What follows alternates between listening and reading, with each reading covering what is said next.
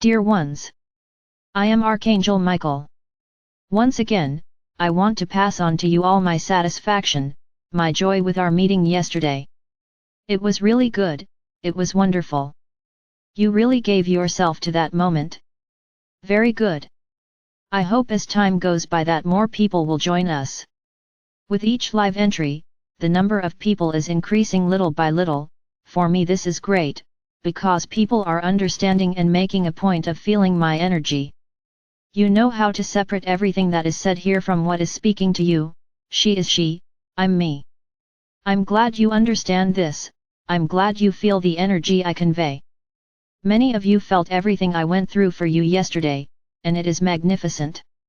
So for those who are still unsure whether it's me or not, I invite you to participate in one of these meetings. And you will realize exactly what is being done here. In this group, there is no imposition, there is only guidance. You have the free will to do or not do what I ask or what I advise. I'm not taking anyone by the hand and forcing anyone to do anything. So, I invite you to be part of this group, not just listen to look for errors in what I say, or look for flaws that might point out that I'm not the one speaking.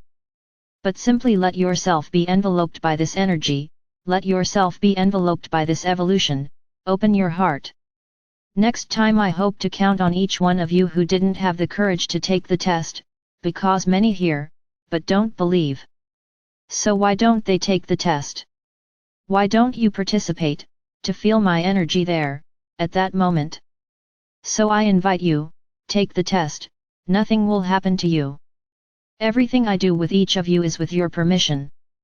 The cleaning that was done yesterday, you repeating the prayer that I said, you gave me authorization to do what will be done. So I don't do anything, the walk is all yours, you choose the path, you choose how to walk.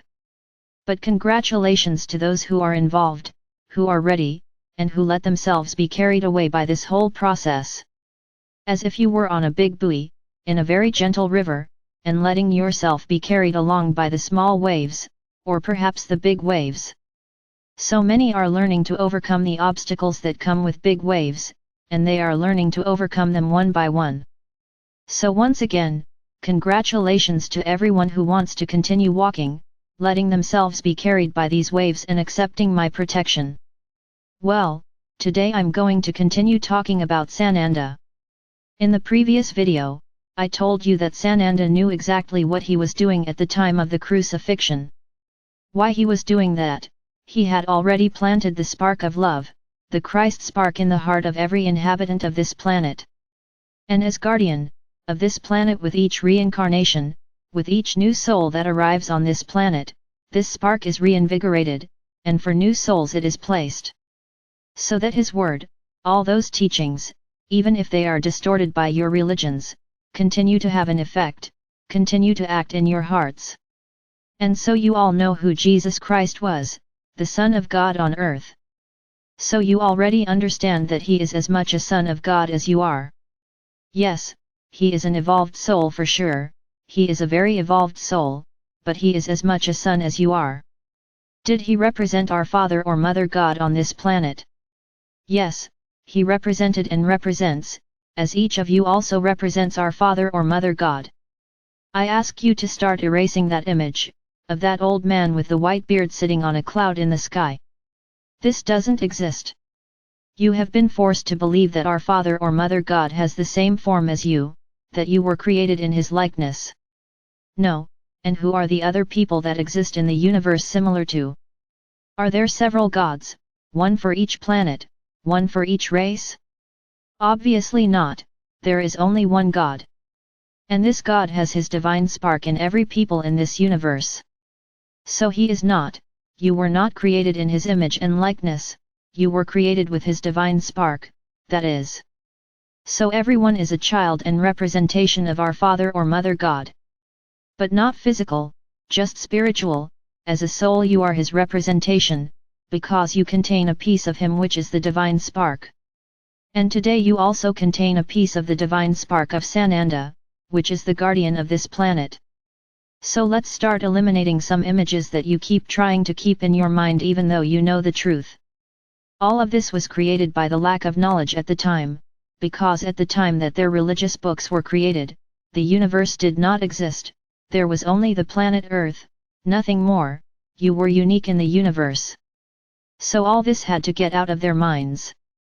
But as time went by, with all the discoveries, everything that was against these teachings, these truths, was fought precisely by who?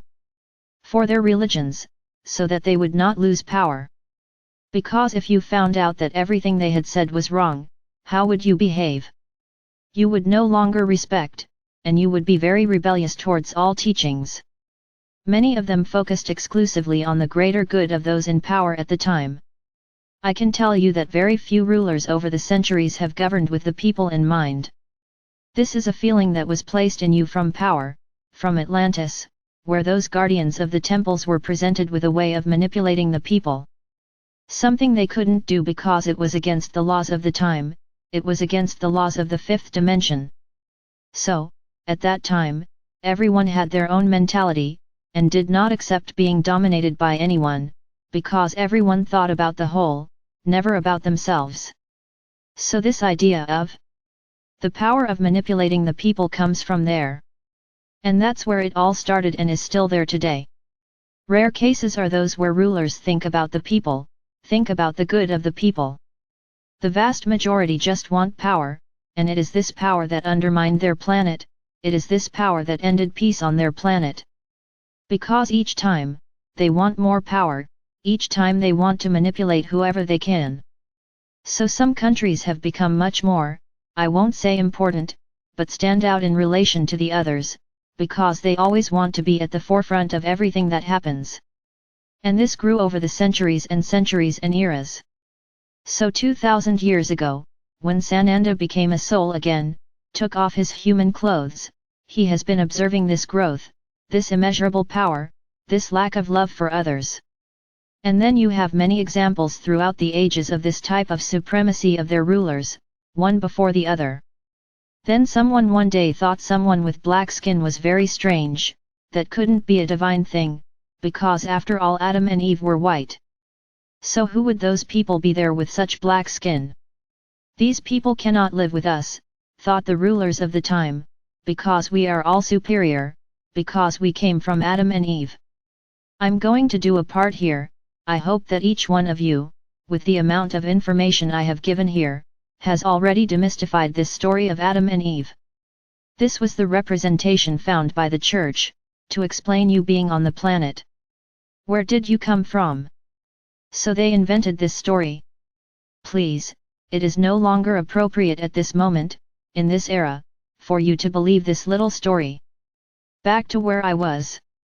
So the rulers decided to be superior to that race, because it was different from the rest of the planet, everyone they knew was white. How did those people have black skin? So what to do? Kill? You cannot kill, because it is one of the commandments, you shall not kill. So they didn't want to have this stain on their souls. So they thought it would be good to enslave, then they will be beings who will not have a voice, they will be beings who will not even have the right to anything. We will do with them whatever we want, because they are invaders of this perfect world of white men and women. And so at some point in its history slavery began with African beings. So you realize that power has always been the great spring of the dark. That's what I've already told you here, my brothers, in the same way that I don't take anyone by the hand and lead them wherever I want, the dark ones don't do that either. They just put something in front of you that might catch your attention, and your free will chooses to follow it or not. How has good always remained in balance with evil on this planet, no matter how much you think it is not? Because there have always been people who knew how to say no to those temptations, as you like to call them. They had the free will to say no, I don't want this for myself, and they continued walking on the path of good. But many, for the simple pleasure of power, of being able to have power over others, agreed to follow this path. So there is no such thing as, so I did it because they told me to. No one orders anything, no one takes anyone by the hand. You make a choice, and stay on the path of good, or choose that path that will not take you to the path of evolution. Then realize how your race was degraded, just for power. Then there was the slavery of Africans. Soon afterwards the wars began, the wars for territory, because one wanted to take what the other had, because there was something valuable on the other's land, because if there was nothing valuable, no one would want to invade the other's land. For what? The problem is that black liquid has become an object of greed. And then, let's invade someone else's country, to have access to what they have, and take for yourself what belonged to the other. So realize that you were simply forgetting all the rules of love for others, of respect, of harmonious coexistence.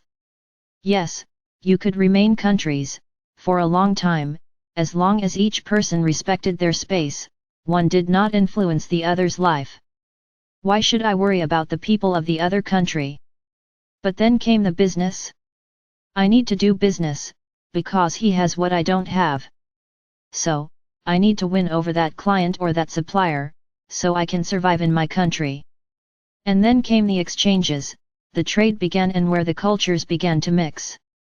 I'm not speaking here in chronological order, my brothers. Don't try to understand my reasoning. I'm talking, as a whole. I'm not here following dates. I'm talking about everything the human race has done to date. Then, cultures began to change, habits were invaded by habits from other countries. This immense country, Brazil, where you live, is a recent country, it is not many years old. In relation to the rest of the European continent, this country is very recent, it has a new history. Very good. And why was it colonized? For the expansion of the lands, of those who arrived here and found this world of lands. Ah, I found it. It's mine. Very good. And so it was, in many other countries. So, you were spreading across the planet, without any respect for each other. Always invasions, always wars, battles, for one to take over the other's peace. This continent here, this entire chain of land that goes from South America to North America, was not colonized very long ago, but the continents, European and Asian, were the beginnings of cultures on this planet. So they caused an entire expansion of the planet. But always, if you can observe, the word power is always first. Why am I saying all this? It's as if I were reproducing Sananda's vision after he emerged from human clothing. Sananda continued observing everything he had left, even where his words had been absorbed, how far his words had been multiplied. Unfortunately, he sadly saw that much of what he said was distorted. That people used their words, their history, to create religions. Each one in their own time, each one in their own way, each one created the way they thought was right, from what they understood. Because he taught many things in parables, parables have this property that everyone can understand the way they want. So they would take a phrase that was said by Sananda and explain it the way they wanted. And once again submission happened to the people, the powerful were the ones who made the decisions and decided the rules. Then, you remember that there were battles for faith. The Crusades were the great example of manipulation of soldiers at the time, just to eliminate all those who did not follow the religion they imposed, but in truth, the main purpose there was to eliminate their enemies, and more specifically to acquire wealth, acquire goods of many who were on the way. In this way, religion grew a lot, taking over the planet with its financial power, but not conquered by faith, conquered by imposition, by killing. Very good. The years passed, there were no major wars, however, there was always a dispute here and there, that never stopped. And as those who have power always want more power, the tendency has been to increasingly increase the atmosphere on this planet, of separateness. And then many may say, but if Sananda was observing all this, couldn't he have done something? I already said this, but you make a point of forgetting, we were always here, we never abandon you. Because if we had effectively abandoned you, if we had not kept that scale in balance with evil, you would no longer be on this planet today, or rather, this planet would have already been destroyed. Because that's where you were going to get to. Everything was ready for this, for the destruction of this planet by nuclear war. This was the timeline formed by you. The future, my brothers, does not exist, it is formed every moment. So according to your walk, we can see the timeline and see your future, but if you change your walk, you change your future, it is changeable from moment to moment. So at that moment, the future we saw on this planet was total destruction of it. Because you would not be able to survive on such a radioactive surface and the planet would die. So it is as if, with each war, each conflict, each attempt to eliminate, to destroy, Sananda's concern became greater and greater, he became more and more uncomfortable with the situation. And of course, Sananda does not work alone, there is a large council that, where problems of each star, can be taken to him and discussed, organized. And Sananda began to have contact with this council, exposing his concern in relation to this planet, because he realized that every minute of every moment, you were destroying yourselves and would destroy the planet together. So you have to remember this, Sananda's love for you is immeasurable, it is unconditional. So he had to do something to help them. Over time, many people have incarnated here with today's ideas, they were people from high dimensions who could already put some ideas on the planet. People at strategic points. I will cite as an example the one you know today as Saint Germain. How many incarnations did he have on this planet, precisely to bring the necessary light at that moment?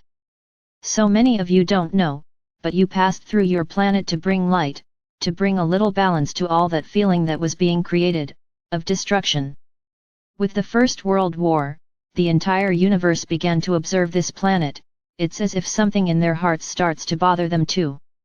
And then they were sure of what Sananda had already warned, that something would have to be done on this planet, or you would destroy yourself. The planet would die. Of course, all of this was promoted by the Dark Ones, obviously. People were prepared by them over time to assume certain roles during these wars. But the first war was still not enough for them to believe that anything could happen. But the planet was being observed. It's as if everyone's eyes turned this way. So my brothers, who likes history, realize how much this planet was attacked, how much your brothers were attacked and killed just for power, just for trying to take what you want from others. So tomorrow, I will close this story, and you will understand why everything happened and how we are here today talking. I am Archangel Michael. I am here to help each of you on this journey, illuminating your ideas and eliminating your limiting beliefs.